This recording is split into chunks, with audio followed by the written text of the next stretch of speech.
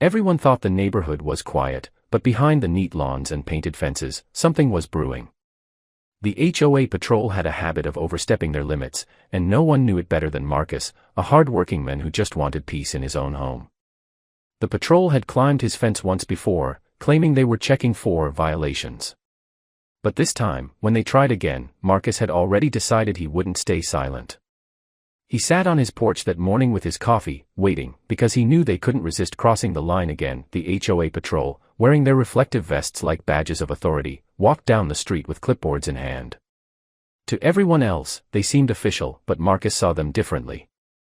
They weren't protecting the neighborhood, they were targeting him, singling him out again and again. His garden was too wild, his shed wasn't uniform, and his fence, they said, was too tall. Each time, they fined him. Each time, he paid quietly. But not today. Today, Marcus leaned back on his porch chair, eyes sharp, because he had a surprise waiting for anyone bold enough to climb his fence again. The patrol whispered among themselves as they approached his property. They looked left and right, making sure no one else was watching. Then, as if it were their right, one of them placed his hand on Marcus's fence and began to climb. Marcus didn't flinch. Instead, he sipped his coffee, calm as ever. The moment the man's boot touched the top rail, a sharp jolt snapped through the air. The patrol member jumped back in shock, yelping as sparks danced across the fence.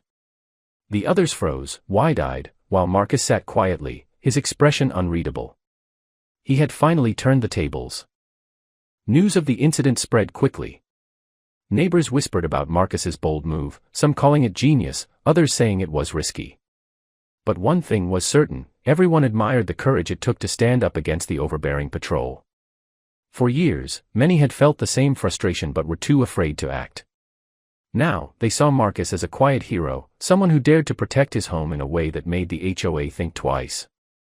The patrol avoided his house after that day, walking past with uneasy glances, their authority suddenly smaller, their confidence shaken. For Marcus, it wasn't just about a fence. It was about dignity. Every time the HOA patrol climbed into his yard, it wasn't just a trespass, it was a reminder that they thought he didn't belong. But Marcus knew better. His family had worked hard for this home, every brick and every corner of the yard was built with sacrifice.